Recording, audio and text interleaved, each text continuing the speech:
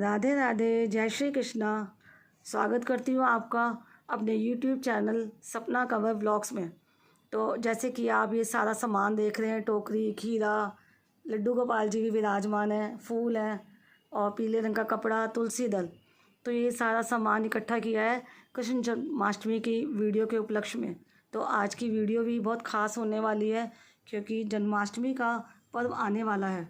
इस वीडियो के ज़रिए मैं आप सबको ये बताना चाह रही हूँ कि जो भगवान श्री कृष्ण हैं उनका जन्म भादो मास की कृष्ण पक्ष की अष्टमी तिथि को रोहिणी नक्षत्र में अष्टमी के दिन हुआ था। तो उनका जन्म जिस प्रकार से हुआ था, जैसे कि हम एक बच्चे का बालक का जन्म का देखते हैं कि उनका जन्म कैसे होता है, तो उसी के बारे में ये वीडियो मैं बना रही हूँ। बहुत छोटी सी वीडियो है लेकिन बहुत इम्पॉर्टेंट चीज़ें इसके अंदर हैं, तो वीडियो को अंत तक ज़रूर देखिएगा। तो चलिए स्टार्ट करते हैं वीडियो को। तो पहले हमने एक, या तो आप कोई प्लेट या थाल ले लें, तो उसके साथ ही आपने एक टोकरी भी ले सकते हैं कृष्ण जी के लिए। तो लेकिन जो भी आप चीज़ लेंगे वो साफ़ सुथरी होनी चाहिए और साथ ही उस टोकरी को आप शुद्ध कर लें गंगा जल से। फिर उसमें एक पीले रंग का वस्त्र को आप बिछाएं, जैसे कि मैं बिछा रही हूँ, आप देख ही रहे हैं। तो उसमें हमने कृष्ण भगवान जी को विराजमान करना है बच्चे के जन्म के लिए। और टोकरी को हमने पीले वस्त्र अंदर बिछा दिया है। अब इसके ऊपर हमने थोड़े पुष्प रखने हैं। तो ध्यान रखें कि ये भगवान जी के जन्म के लिए आप तैयारी कर रहे हैं, तो पुष्प आप चेक कर लें उसमें कोई कीड़ा ना हो, साफ़ हो, और उनको ऊपर भी गंगा जल डाल के आप शुद्ध कर लें गंगा जल से और पुष्प बिछाएं अच्छी तरह से। तो मुझे गेंदे के फूल और इस तरह से लाल फूल मिले हैं, गुलाब के पंखुड़ियाँ निकाल ली हैं मैंने, और उनको अच्छी तरह से चेक करने के बाद आप पीले वस्त्र के ऊपर अच्छी तरह से बिछा दें। उसके बाद अपने लल्ला को, लड्डू गोपाल जी को हमने उस पर विराजमान कराना है। जो भी पहना होता है, जैसे पोशाक पहनी है, फ्रॉक, उसको भी आप निकाल दें और उनको निर्वस्त्र एक तरह से करके, और इसके ऊपर आपने विराजमान करना है। तो मेन वीडियो में टॉपिक यही है कि किस तरह से जो बच्चे का जन्म होता है तो उसको हमने इसमें देखना है। तो पोशाक उतारने के बाद हमने लड्डू गोपाल जी की पैंटी को भी उतार रही हूँ मैं। तो उसको उतारने के बाद हमने उसमें विराजमान करना है पुष्पों के ऊपर। तो हमारे ये छोटे से लाला हैं, तो इनको तकलीफ़ ना हो, तो इसलिए पुष्पों के ऊपर ही हम इनको विराजमान कराएंगे, लिटा देंगे इनको। इस प्रकार आप लिटाएं लड्डू गोपाल जी को और उनको पूरा पुष्पों के ऊपर ही लिटाएं अच्छे तरीके से, प्यार से। आप मनी मन जाप भी कर सकते हैं या मंत्र बोल सकते हैं, ओम नमो भगवते वासुदेवाय नमः, इस तरह से। और फिर कान्हा जी के ऊपर आप पुष्पों से उनको कवर कर दें पूरा नीचे से ऊपर तक। इस तरह से मैं कर रही हूँ कवर, तो आप उस तरह से पूरा कवर कर दें। इस प्रकार मैंने फूलों से अपने बाल गोपाल जी को कवर कर दिया है, जैसे बच्चा माँ के गर्भ में होता है, ये उस तरह से ही ये हमने कवर किया है कान्हा जी को पुष्पों के साथ। तो अब कान्हा जी को ऐसे, कान्हा जी को तुलसी जी दल बहुत प्यारी है, तो तुलसी दल अवश्य रखें आप। कान्हा जी के सिर के पास थोड़े से पत्ते ले लें आप और उनको भी धोकर अच्छी तरह से साफ़ करके रखें, और कान्हा जी के सिर के पास और उनके चरणों के पास तुलसी दल ज़रूर रखें। दल की कुछ पत्तियाँ लें और कान्हा जी के सिर के पास आप रख दें। तो उसके बाद फिर आपने खीरा लेना है। तो मैं आपको दिखा रही हूँ खीरा किस तरह से लेना है, क्योंकि मेन प्रयोग इसमें खीरे का ही है। तो आपको ये डंठल वाला खीरा लेना है। आपको नज़र आ रहा होगा वीडियो में कि इस तरह से डंठल होता है, कुछ डंडी बड़ी भी होती है। तो मुझे इस तरह से छोटे डंठल वाला ही मिला है, तो मैंने इस तरह से लिया है।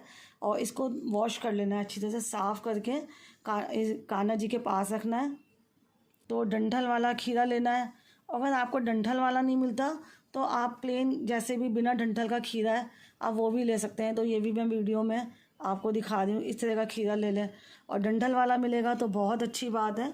तो जो ये डंठल होता है, ये नाड़ी का स्वरूप माना गया है, और भगवान की जन्माष्टमी के दिन खीरे का भोग लगाना भगवान को अति प्रिय लगता है, क्योंकि कहते हैं भगवान की प्रसाद में बाकी जो प्रसाद होता है उसके साथ अगर आप खीरा भी रखते हैं तो भगवान भक्तों के सभी दुखों को, कष्टों को दूर कर देते हैं। और 1 रुपये का सिक्का लेना है आपने। 1 रुपये के सिक्के के साथ जो डंठल वाली साइड होती है, तो उसको हमने डंठल वाली साइड से काटना है। और उसके बाद इस रस्म को गर्भनाल भेदी रस्म कहा जाता है हिंदू मान्यता के अनुसार। तो हम खीरे को कान्हा जी के पास रख देते हैं, और जो दूसरा खीरा है बिना डंठल वाला, आप उसको भी कान्हा जी के पास रख दें। और जब आप ये रखें तो इसको रखने के बाद कान्हा जी भी पुष्पों से पूरे कवर हो जाते हैं। और जो 1 रुपये का सिक्का है वो भी हमने पास में ही रखना है, कान्हा जी की टोकरी में ही रख दें, या फिर आसपास कहीं भी रख दें। और जिस जगह पर आप ये विधि कर रहे हैं, पूजा कर रहे हैं, तो वो जगह बिल्कुल साफ़ होनी चाहिए, क्योंकि ये जो प्रक्रिया है पूजा की, तो ये हमें शाम की पूजा, यानी कि जिस दिन जन्माष्टमी है, अगर आप 19 अगस्त को जन्माष्टमी मना रहे हैं, तो शाम की 7 बजे पूजा करने के बाद, जैसे हर रोज़ पूजा करते हैं उसे कर लें। और पूजा करने के तुरंत बाद ही अपने लड्डू गोपाल जी को आपने ये वाली विधि करनी है पूजा की। और जब रात को ये पूजा आपने 7 और 7:30 के बीच में ही करनी है। और फिर कान्हा जी को आपने इस टोकरी में ऐसे विराजमान करना है फूलों के ऊपर। और जब रात को 12 बजते हैं, आपने पूरे 12 बजने के बाद आपने घंटी बजानी है कान्हा जी के पास, या शंख बजा सकते हैं आप, या फिर आप ताली बजाएं और बोले हाथी घोड़ा पाल की जय कन्हैया लाल की। क्योंकि आज जो जन्माष्टमी का दिन है, तो वो हमारे कान्हा जी के बर्थडे का दिन होता है, और हम उसी दिन कान्हा जी का बर्थडे भी सेलिब्रेट करते हैं और उनको इस तरह से 12 बजे जगाते हैं। तो आइए मैं बता देती हूँ कि खीरे को कैसे काटना है। तो खीरे को मैं इस तरह से, जो डंठल वाली साइड ही है ना, तो आप उसको काटें जैसे कि मैं काट रही हूँ इस वीडियो में, और गोलाई में ही काटना है। तो कटिंग के बाद मैं दिखाती हूँ कि खीरा काट के कैसे अलग करना है। इस तरह से खीरा काट के अलग कर लें डंठल वाला हिस्सा। तो जो ये डंठल वाला हिस्सा है, ये इसका मतलब ये होता है कि जैसे बच्चा जन्म लेता है, तो माँ के गर्भ से निकलने के बाद हम नाड़ी काट कर अलग करते हैं माँ के साथ। तो ये हम खीरे की प्रक्रिया से हमारे भाव होते हैं ये, कि हमने कृष्ण जी का जन्माष्टमी के वाले दिन उनका जन्म कराना है, क्योंकि उनका जन्म इसी तरह से कराया जाता है खीरे के द्वारा।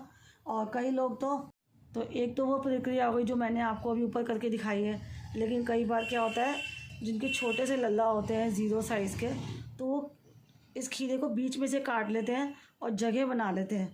तो जब टोकरी में विराजमान करते हैं, तो वो खीरे के अंदर ही विराजमान करते हैं। जैसे मैंने पुष्पों पे किया है विराजमान, तो वो खीरे के अंदर ही विराजमान करते हैं, कटिंग करके उसके बीच में रख देते हैं उसके हिस्से में। लेकिन मैंने उस प्रक्रिया से नहीं किया, क्योंकि वो मुझे सही नहीं लगती कि मैं अपने कान्हा जी को उसमें लिटाऊं। तो मैं पुष्पों पे ही विराजमान करा के उनका ये विधि करती हूँ, और इस तरह से डंठल अलग हो जाएगा और खीरा अलग हो जाएगा।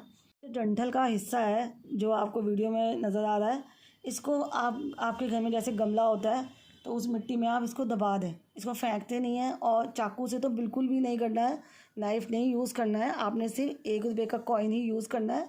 और बाकी जो खीरा बचा हुआ है, तो कटने के बाद जो बाकी ये खीरा बचा हुआ है और जो दूसरा है, तो आपने इसको प्रसाद में इस्तेमाल करना है। जो 12 बजे आप कान्हा जी का जन्म करा देंगे, स्नान करा देंगे, फिर आपने जो प्रसाद बनाया होगा, तो इसको भी काट के आपने प्रसाद में वितरित करना है। और आप भी इसको ग्रहण कर सकते हैं और दूसरों को भी खिला सकते हैं। तो इस तरह से अब मैं लल्ला को जगाने जा रही हूँ, मतलब लल्ला का जन्म कराने वाली हूँ, क्योंकि खीरा तो कट चुका है। तो आइए पुष्प हटाते हैं धीरे धीरे कान्हा के ऊपर से, और शंख बजाकर, ताली बजाकर, आवाज़ करके कान्हा जी को कहते हैं उठ जाओ लल्ला। और इस तरह से वो उनका जन्म हो जाता है खीरे के द्वारा। तो आइए मैं इनके दर्शन कराती हूँ आपको। सारे पुष्प हटा दिए मैंने कान्हा जी के ऊपर से, और अब कान्हा जी को मैं पुष्पों से अलग करके, देखिए कान्हा जी के दर्शन करिए आप सब भी। कितने प्यारे लग रहे हैं कान्हा जी, इस संसार में आके उनका जन्म हो गया है मेरे लल्ला का। तो ये करने के बाद मैंने कान्हा जी को टोकरी में से निकाल लिया है, इनका जन्म हो चुका है। और एक थाली में मैंने पुष्प रख लिए हैं, जैसे कि आप देख ही रहे हैं। और इन पुष्पों के ऊपर अपने बाल गोपाल जी को, अपने कान्हा जी को मैं विराजमान कर दिया है। देखिए कान्हा जी कितने प्यारे लग रहे हैं, कितने सुंदर लग रहे हैं कान्हा जी। अब कान्हा जी को इसके बाद हमने जैसे 12 बजे रात को स्नान भी कराना होता है कान्हा जी को, तो आप पंचामृत से स्नान कराएंगे, तो उसकी वीडियो भी आपको मिल जाएगी। इसके बाद वही वीडियो आएगी कान्हा जी का पंचामृत स्नान जन्माष्टमी पे कैसे कराया जाता है। तो अब कान्हा जी यहाँ विराजमान हो चुके हैं। तुलसी दल भी मैंने उनके पास रख दिया है। और जिस टाइम आप कान्हा जी को पुष्पों के अंदर लिटाते हैं ना, तो उनके पास एक दीपक ज़रूर रखें कान्हा जी के पास, क्योंकि दीपक भी रखना बहुत ज़रूरी है। तो मैंने वैसे दीपक रख के नहीं दिखाया क्योंकि आज तो जन्माष्टमी नहीं है, तो इसीलिए मैंने दीपक नहीं रखा है। तो ये थी वीडियो कि कान्हा जी का जन्म कैसे कराया जाता है जन्माष्टमी के उपलक्ष्य में, और पूरे साल कान्हा जी की फिर जन्माष्टमी के बाद किस तरह से एक बाल रूप में हमारे घर लल्ला आए हैं। तो उनका जन्म हो चुका है, पूरे साल उनकी सेवा करते हैं, और फिर जन्माष्टमी के दिन अगली बार फिर जन्माष्टमी आएगी तो इसी तरह से कान्हा का जन्म कराते हैं। तो ये आज एक दिन के ही माने जाएंगे। तो हमने जैसे छोटे बालक एक दिन का होता है सेवा करते हैं, वैसे ही इनकी सेवा करनी है। उम्मीद करती हूँ आज की ये छोटी सी वीडियो आपको अच्छी लगी होगी और पसंद आई होगी। वीडियो अगर आपको अच्छी लगी है तो वीडियो को प्लीज़ लाइक ज़रूर करिएगा, और चैनल को सब्सक्राइब भी करना मत भूलिएगा।